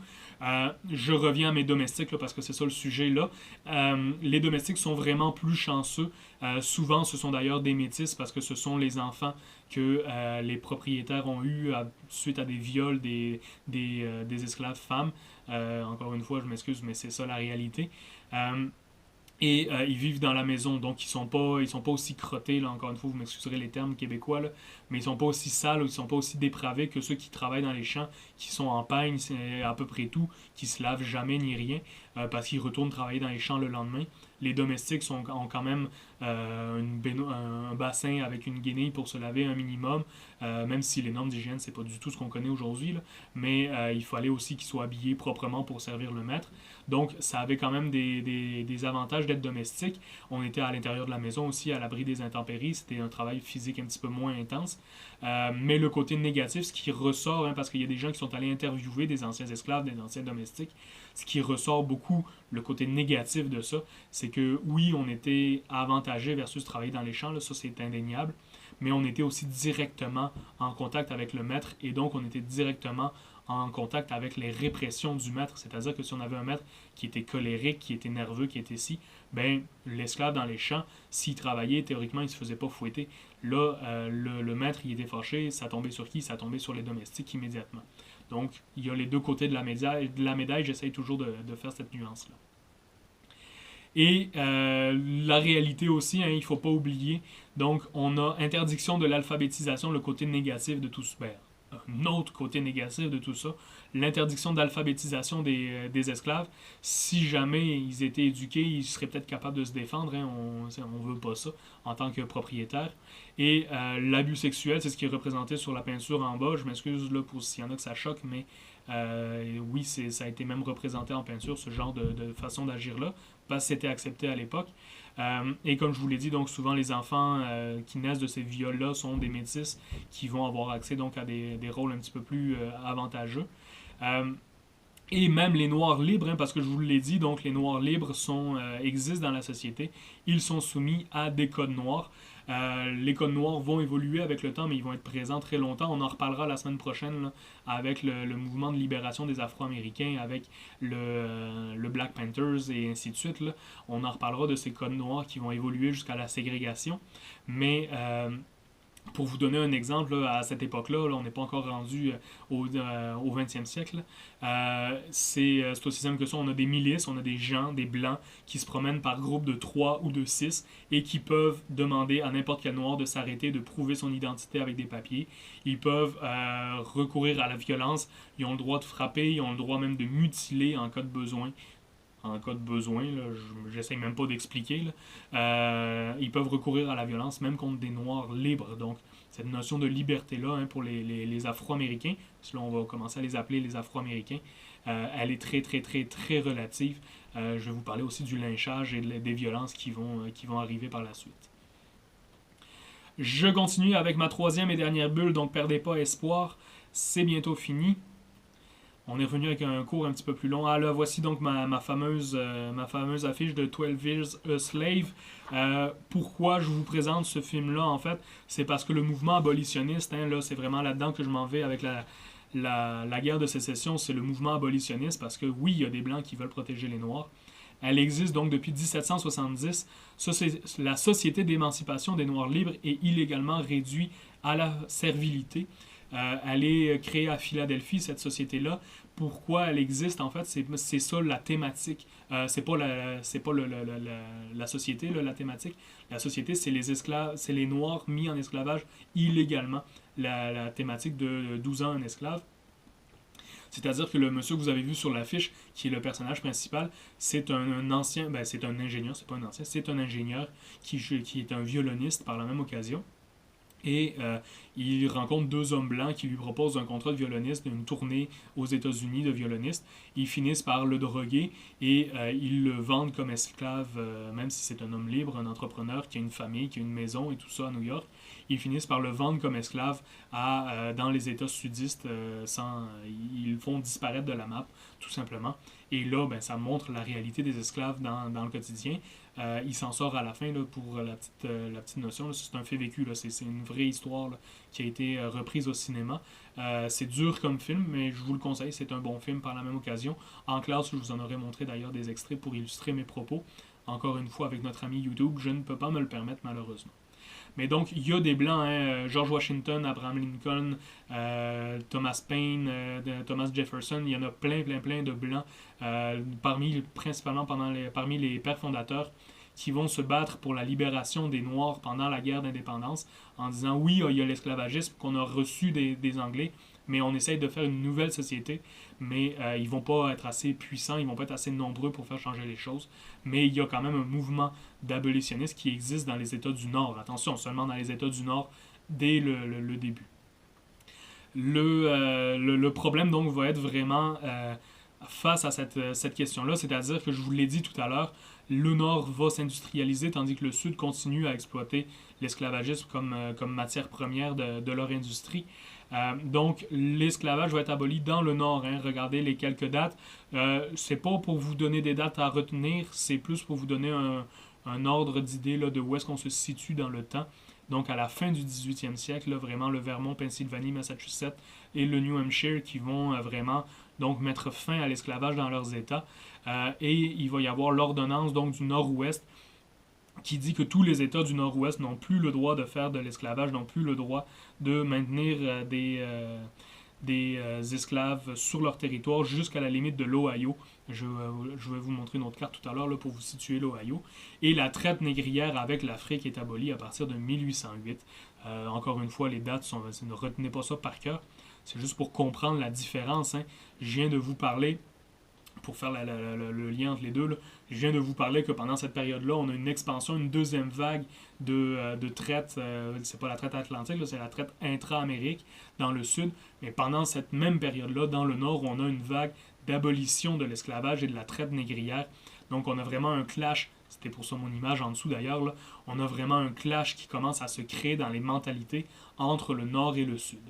Mais c'est pas ça la cause principale de la guerre de sécession, parce que c'est là que j'y viens. La guerre de sécession, c'est quoi? C'est la guerre entre les États du Nord et les États du Sud qui va se créer. Cette guerre-là, elle a vraiment donc une fonction, enfin une raison économique principalement. Donc on a les États du Nord, les États en bleu. L'Oregon et la Californie, sortez-les pour l'instant là, de cette histoire-là. Oui, ce sont des États qui existent, mais ils ne sont pas encore colonisés tant que ça. Là. C'est plus toute la partie en bleu à l'ouest, à droite, que je vous demande de regarder. On les appelle les Yankees, donc je vais utiliser ça comme terme dans les quelques minutes qui s'en viennent. Les Yankees, ce sont ceux qui sont... je reviens à mon image d'avant, j'essaie de ne pas vous donner mal au cœur, mais regardez, ce sont ceux qui sont à gauche avec le drapeau américain qu'on connaît, qui ont l'uniforme bleu. Et de l'autre côté, on a les confédérés, que je vais également appeler les rednecks, parce que c'est comme ça que les Yankees appellent leurs opposants, les rednecks, qui ont donc le drapeau de la Confédération et les habits gris, les uniformes gris. Je vais vous montrer quelques images, c'est pour ça que je faisais cette différenciation-là. J'en profite par la même occasion pour vous faire cette petite détail-là. Les rednecks, pourquoi ils appellent ça les rednecks? Dans le nord, on a des bureaucrates, on a des gens industriels qui travaillent dans les usines, qui travaillent dans des lieux fermés, qui ne sont donc pas bronzés. Et au sud, on a des esclavagistes qui travaillent dans les champs, qui travaillent penchés à gérer la terre. Et donc, le soleil vient leur taper sur la nuque, le cou, hein, le neck en anglais. Ils bronzent, ils deviennent rouges brûlés par le soleil. Donc, ils sont des rednecks. C'est une façon péjorative pour les gens du nord de les appeler. Mais concrètement, c'est parce que ce sont des esclavagistes, parce que ce sont des gens qui travaillent dans les champs. Et les Blancs qui ont des esclaves ne travaillent pas dans les champs, mais ils vont dans les champs pour superviser le travail qui est effectué, et donc ils bronzent aussi. Mais c'est de là que ça vient, cette expression de redneck-là, même si c'est devenu très, très, très péjoratif avec notre histoire. Le drapeau de la Confédération va être inventé à cette époque-là aussi, et je le mentionne là parce que je vais en reparler la semaine prochaine. Regardez ce qui s'est passé avec les émeutes suite à l'élection de Biden, avec les supporters de Trump. On le voit, ce fameux flag des Confédérés là, qui réapparaît de façon périodique dans l'histoire américaine. On en reparlera dans la semaine prochaine. Donc, on a vraiment la création des États confédérés, donc toute la partie qui est en rouge sur la carte. Pourquoi? À cause du beau bonhomme avec la belle barbe à droite, c'est M. Abraham Lincoln, qui est vraiment un politicien de New York, qui est vraiment je vais finir par le dire, un progressiste dans la société qui veut mettre fin à, pas tout de suite l'esclavage, il n'est pas tout de suite dans cette mentalité-là, mais il est vraiment dans une mentalité plus industrielle, donc mettre fin aux grandes exploitations dans le sud et plus moderniser le pays. Bref, c'est pour différentes raisons, je n'ai pas encore une fois le temps de me rendre dans les détails. Ça ne fera pas le plaisir des États du Sud. Ils vont donc décider de s'allier, tous ces États rouges-là, et ils vont ils vont élire un président à eux, Jefferson Davis. Je vous ai pas mis sa photo parce qu'il n'est pas si beau que ça. Ils vont donc, je vous ai mis la liste, là, je ne commencerai pas à vous les lire, là, mais en dessous de la carte, je vous ai mis la liste des États qui font partie des États confédérés. C'est juste pour vous donner, si vous écoutez un petit peu la politique américaine ou si vous en entendez parler, si ça vous intéresse ou si ça vous intéressera dans le futur, eh bien, pourquoi il y a cette différence-là entre les États du Sud et les États du Nord et quels États sont considérés comme les États du Sud, vous les avez ici dans la liste.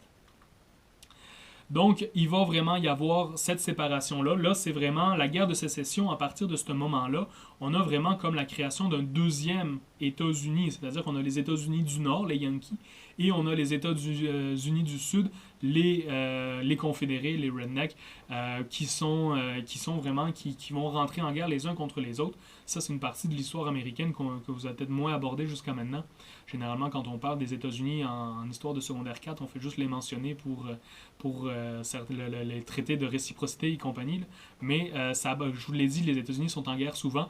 Là, ils sont en guerre, c'est une guerre civile. Là. C'est des Américains contre des Américains et c'est quelques dizaines d'années après leur indépendance. Ça va se faire très rapidement. Ça a des conséquences très graves aussi sur nos populations afro-américaines parce que ils vont devenir un objet central de cette guerre-là également. Donc, comment ça se passe? Là, je vais essayer d'y aller rapidement parce que je vois que le temps file. Donc, les Yankees veulent vraiment, les États du Nord veulent que le pays reste uni. Les États du Sud veulent se séparer. Ils vont faire ça comment? Ils vont attaquer donc le Fort Sumter.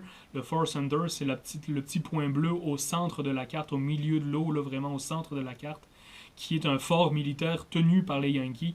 Les Confédérés vont l'attaquer et ça va être vraiment le point de départ de cette guerre civile-là.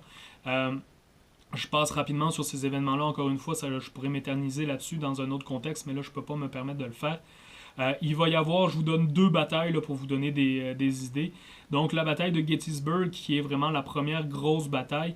Je veux vous donner quelques chiffres très rapidement là, pour vous donner un ordre d'idée. Juste à cette bataille-là, pour les États Yankees, 3155 morts, 14 500 blessés, 5300 prisonniers ou disparus. Pour le Sud, 4700 morts, 12 600 blessés, 5800 prisonniers ou disparus. C'est une bataille qui va faire vraiment énormément de victimes. Et encore une fois, je le répète, c'est des Américains contre des Américains. Les États du Nord vont commencer par remporter ces premières batailles-là, parce qu'après Gettysburg, il y en a quelques-unes. Et ça nous amène jusqu'à la bataille de Chickamauga. Là, c'est des lieux amérindiens, je m'excuse ma prononciation amérindienne une fois de plus. Donc, le 18 au 20 septembre 1863, et vous le voyez sur ma carte stratégique parce qu'il y a des historiens militaires qui se sont amusés à refaire vraiment les emplacements stratégiques et les mouvements que les armées ont fait. Vous voyez, les rouges sont vraiment excessivement moins nombreux que les Yankees, les bleus. Et malheureusement pour les Yankees, la stratégie des rouges, la tactique militaire des rouges va être meilleure. Et malgré leur infériorité numérique, ils vont remporter la victoire. Ce qui va vraiment amener, et je reviens là à mon sujet qui m'intéresse, l'abolition de l'esclavage, l'Emancipation Proclamation, des fois ça sort bien, des fois ça sort moins bien. Donc l'abolition va vraiment devenir un objectif affiché. Pourquoi? Ben parce que les nordistes commencent à perdre l'avantage sur les armées redneck et ils vont se dire si on fait l'abolition dans notre programme politique, ça risque d'amener beaucoup d'esclaves de notre côté et donc ils promettent la libération de tous les esclaves des États sudistes s'ils remportent la guerre et évidemment ça va avoir l'effet escompté. Donc j'essaie de ne pas vous en faire des listes d'épicerie comme ça, mais ça je peux pas j'ai pas trouvé d'autres moyens de vous les dire. Donc qu'est-ce que c'est cette proclamation-là, l'abolition, qu'est-ce qu'elle promet? Elle permet aux anciens esclaves de s'enrôler dans l'armée. Ah, tiens donc, c'était mon image de fond et c'est mon image que je vous remets ici. Le but premier de cette belle volonté-là d'abolir l'esclavage, c'est en fait d'avoir de la chair à canon. Je suis profondément antimilitariste personnellement. Donc, c'est d'avoir des gens à aller pitcher sur le champ de combat pour qu'ils aillent se battre. Ça ordonne à l'armée de maintenir la liberté donc des esclaves qui se sont enfuis. Je vous ramène ici à la proclamation d'indépendance, quand dans les premiers amendements, il disait, dans la constitution du pays, il disait comment ramener les esclaves qui se sont enfuis, c'est fondamental dans la création du pays.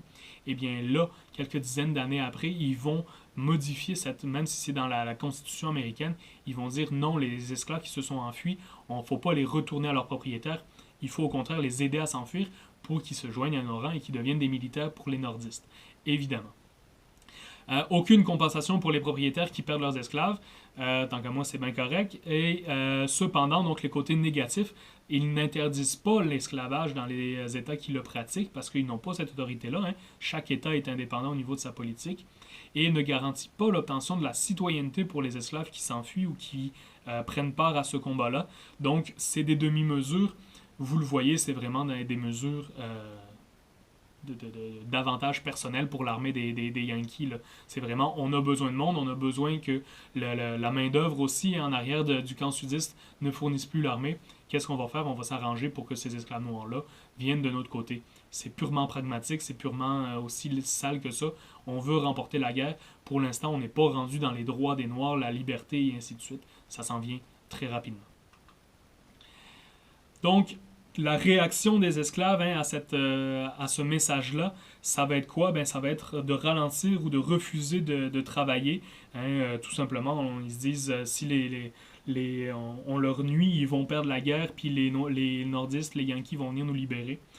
Ils vont aussi donc s'enfuir et aller rejoindre le camp adverse. Pour vous donner une idée, on enregistre à peu près 180 000 Noirs dans l'armée Yankee, dans l'armée du Nord, et là-dessus, il y aurait au-dessus de la moitié qui seraient des anciens esclaves qui se sont enfuis des plantations du Sud. Donc, le message d'abolitionniste va faire effet, va être pratique pour l'armée du Nord, et c'est ça qui va les aider à gagner la guerre. Je vous ai mis l'affiche du film Gang of New York. Pour ceux qui l'ont vu, vont me dire, mais c'est quoi le lien? Le film Gang of New York, c'est des Irlandais qui arrivent à New York, puis c'est des gangs rivales d'Irlandais qui s'entretuent. Ça n'a vraiment aucun rapport en apparence avec le mouvement de la guerre de sécession et le mouvement des Afro-Américains. Mais il faut faire attention, dans le film, oui, le focus est fait sur les personnages qui sont des Irlandais, mais en background, l'histoire du film, le contexte historique du film en arrière, c'est la guerre de sécession. C'est comment les Irlandais qui débarquent des bateaux, ils les enrôlent. Ils leur disent, signe là, tu vas devenir américain. Ah, t'es devenu américain, t'embarques dans l'armée, t'es obligé, t'es conscrit. C'est aussi sale que ça, encore une fois, alors que les gens viennent de traverser l'Atlantique. Et outre ça, on voit aussi toute la violence. Et là, on est à New York, le Gang of New York.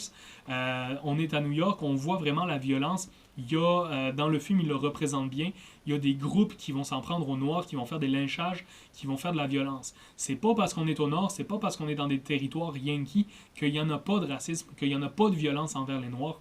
Le film Gang of New York, à part le fait qu'il y ait les beaux bonhommes de DiCaprio et la belle demoiselle de Diaz, là, pour ça, montre bien ces aspects-là. Oui, on est dans la capitale yankee à New York, mais il y a de la violence raciale quand même. Il va y avoir des soulèvements aussi populaires face à la guerre de sécession, parce que c'est les jeunes, hein, évidemment, c'est les jeunes hommes qui s'en vont à la guerre et qui meurent. Donc ça va, l'opinion publique va finir par se fâcher, si ça existe l'opinion publique. Mais bref, allez écouter ce film-là si vous ne l'avez pas vu. C'est violent, mais c'était un excellent film par la même occasion. Et ça, le filigrane, hein, le contexte historique en arrière est vraiment dans notre période immédiate que je suis en train de vous présenter actuellement. La fin de la guerre va nous amener donc finalement des États unis, hein, et non plus des États désunis au sens littéral. On va avoir donc les premiers escadrons noirs, c'est ça que je vous montre sur l'affiche en bas, hein, des premières unités 100% noires au Massachusetts, en Arkansas, en Louisiane, qui vont être créées pendant cette guerre-là également et qui vont perdurer par la suite. Il va y avoir l'abolition officielle de l'esclavage, pas dans le concret, pas dans le quotidien, mais officiellement, ça va être interdit, l'esclavage. Mais le bilan est très lourd. Après 4 années de guerre, plus de 3 millions d'hommes ont participé à cette guerre-là. 625 000 sont morts. Ça représente quand même 2% de la population de l'époque. Et on rajoute à ça 500 000 blessés. Ça fait énormément de monde qui ont souffert de cette guerre-là. Là, je ne parle pas des familles qui ont perdu des membres et ainsi de suite, dans des frères, des sœurs, des fils et ainsi de suite. Je finis dans ma dernière ligne droite, il me reste 2 diapos, avec les amendements qui vont résulter et qui vont avoir des conséquences directement sur nos Afro-Américains. Le 13e amendement, donc de 1865, qui abolit définitivement, finalement, hein, c'est quand même, ça a pris quand même plusieurs années, mais qui va abolir directement donc l'esclavage officiellement. Le 14e amendement, quelques années plus tard, qui donne la citoyenneté à toute personne née ou naturalisée aux États-Unis. Concrètement, dans les faits, on va se rendre compte que ce n'est pas réellement le cas. Je ferai ces nuances-là la semaine prochaine. Et le 15e amendement, donc 2 ans plus tard encore, qui garantit le droit de vote à tous les citoyens. Ça non plus, ce ne sera pas respecté malheureusement.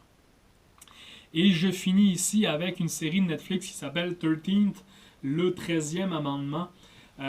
Pourquoi je finis avec ça? Pourquoi je finis avec Netflix?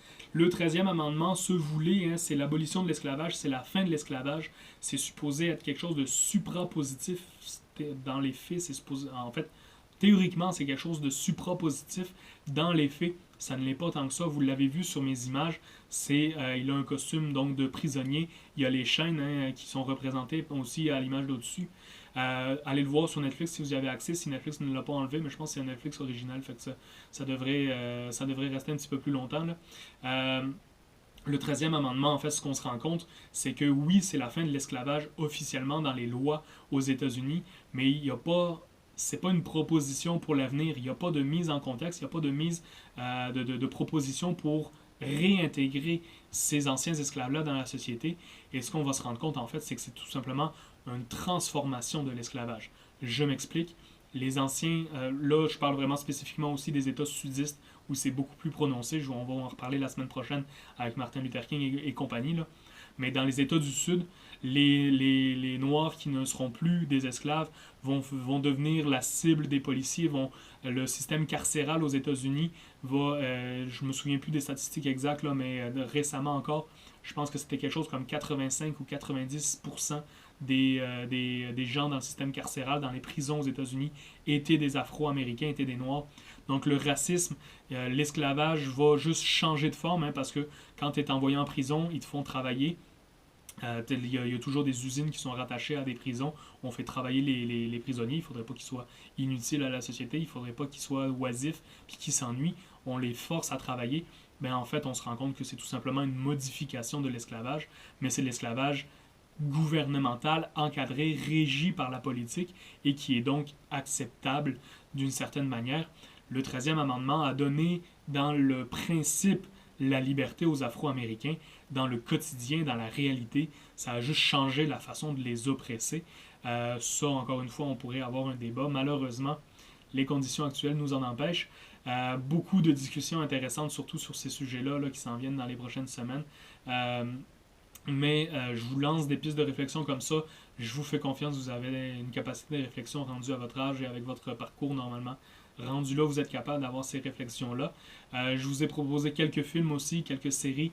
Ça commence, j'en ai pas mal pour les prochaines semaines parce que normalement, je vous présenterai vraiment beaucoup plus d'extraits. Ce serait pas juste moi comme ça qui jase là en classe. J'aurai pas mal d'extraits. Allez les écouter, ces films-là, si ça vous tente. C'est quand même, en tout cas, je trouve que c'est un moyen intéressant de s'instruire. Pas obligé d'écouter des borates et des affaires stupides de ce genre-là. Opinion personnelle. Ça aussi, vous pourriez m'obstiner là-dessus. Mais donc, on continue cette histoire-là, ce changement-là face aux Afro-Américains. On continue plus le 20e siècle, là, parce que là, vous voyez, on est rendu 1875, 1870. Donc, on est vraiment rendu là, quasiment à notre 20e siècle. Là, la semaine prochaine, on va se rendre jusqu'à nos jours, je vais essayer d'inclure à la fin les débordements suite à la défaite de Trump. Donc, voilà, c'est tout. Bonne semaine, on se revoit la semaine prochaine. N'oubliez pas tout ce que je vous ai dit au début du cours, les choses que vous avez à faire. À date, vous êtes assidus, je suis fier de vous malgré la situation particulière, donc lâchez pas et on se retrouve la semaine prochaine. Salut!